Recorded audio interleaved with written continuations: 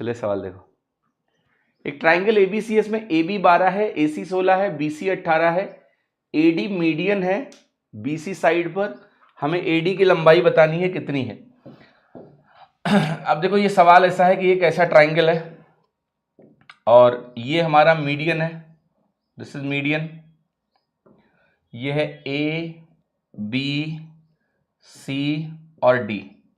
ये मीडियन है तो ये बराबर हो जाता है, ठीक है। If AD is the median on side BC, length of AD बताना है। ये हमारा AB है, ये हमारा AC है और हमें AD की लंबाई बतानी है। तो देखो एक थ्योरम है, उसका नाम आप सभी जानते हो। That theorem name is Apollonius theorem. तो अपोलोनियस थ्योरम ने इस केस के लिए कुछ बहुत अच्छा बोला हुआ है, तो उसको मैं लिख देता हूं। अपोलोनियस थ्योरम क्या है? सो अपोलोनियस थ्योरम कहता है सिंपली भाई कि जो AB square plus AC square की वैल्यू होती है ना, ये twice of AD square plus BC square by 4 होती है, या फिर आप इसको ऐसे भी बोल सकते हो कि twice of AD square plus BD square. This is Apollonius theorem का स्टेटमेंट है ना। अब देखो इस सवाल को बहुत गौर से बेटा, जैसे इस सवाल में आपको जो भी डेटा दिया है उसी का इस्तेमाल करके सवाल हल हो जाएगा, लेकिन एक चीज ध्यान रखना, अगर आपको AD निकालना हो, मान लेता हूं मैं AD x है, यहां पर मान लेता हूं मैं कि AD हमारा x है, तो अगर मुझे AD निकालना हो और लेट से मैं C के अपोजिट बोल दूं कि ये भुजा C है, B के अपोजिट मान लिया मैं भुजा बोल दूं B है, या आप BC मत लिखो, आप AD को AD ही रहने दो, कोई दिक्कत नहीं है। मैं चाहता हूं कि अगर AD डायरेक्टली निकालना है तो उसका आप डायरेक्ट फॉर्मूला भी ध्यान रखो, उस दिशा में मैं आपको लेके जाना चाहता हूं। तो हम ये वाला अगर फॉर्मूला यूज करें, बहुत ध्यान से देखना, तो आप ये 2 को इधर ला सकते हो, तो ये वैल्यू हो गई AB square plus BC square by 2 minus BC square by 4, और ये वैल्यू आपकी बनेगी AD स्क्वायर के बराबर। और अगर मैं यहां पर लिखूं AD स्क्वायर और आप यहां पर 4 को LCM ले लें, तो ये वैल्यू बनेगी twice of AB square plus BC square. It's not BC, it's AC। मैं जानबूझ के डिराइव करा रहा हूं क्योंकि ताकि आपकी मेमोरी में अच्छे से स्टोर रहे, थोड़ा समय देना चाहता हूं इसको। चाहता तो मैं सीधे लिख देता, लेकिन मेरा पर्पस है कि आपको ध्यान रहे, इसलिए थोड़ा लॉन्गर प्रोसेस में लेके जा रहा हूं आपको। और यहां पर आपकी वैल्यू आएगी माइनस में BC स्क्वायर, और ये वैल्यू आपकी क्या हो गई AD स्क्वायर, है ना। ये क्लियर है सभी को? अब अगर आप यहां पर AD की वैल्यू लिखना चाहेंगे तो क्या होगा, 1/2 बाहर आ जाएगा और स्क्वायर रूट के साथ क्या आएगा, twice of AB square plus AC square minus BC square.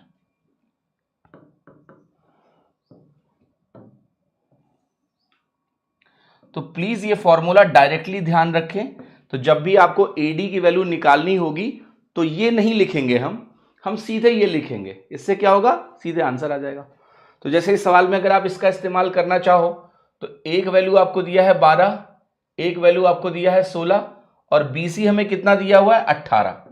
हमें बस सीधे वैल्यूज को रखना है यहां पर जाके। तो आपको AD की वैल्यू आएगी हाफ इंटू रूट ऑफ, पहले लगाओ 2, और 2 के साथ इसका स्क्वायर प्लस इसका स्क्वायर, तो ये बनेगा 12 स्क्वायर प्लस 16 स्क्वायर, और यहां माइनस में क्या करना है हमको, BC स्क्वायर करना है, तो ये वैल्यू आएगी 18 का स्क्वायर। अब आप ध्यान से देखिए, ये वैल्यू हाफ ही रहेगी बेटा। इसका टोटल आप करोगे तो 144 प्लस 256 400 बनेगा, 400 दूना 800 हो गया, और 800 में हमने घटाया कितना 324, 18 का स्क्वायर। अब ये वैल्यू हो गई हाफ।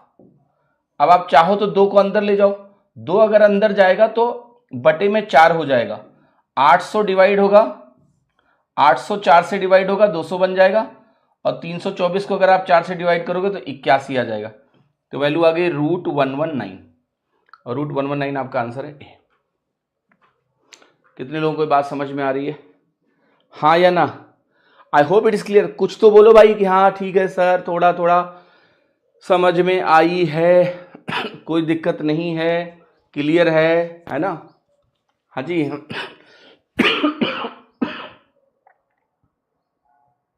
ओके,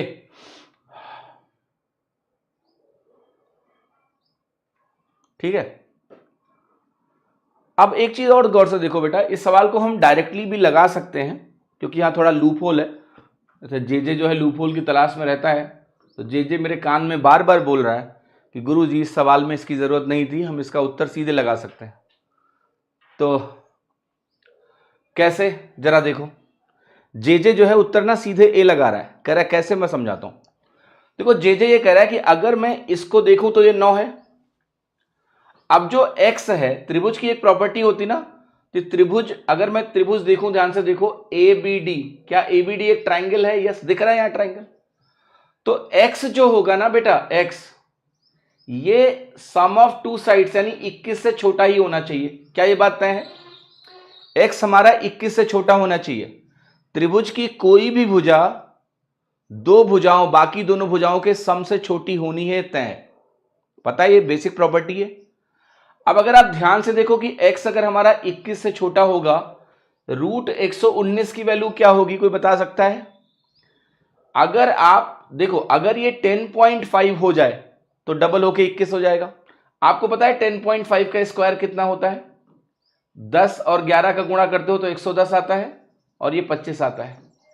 तो 10.5 का स्क्वायर 110.25 होता है।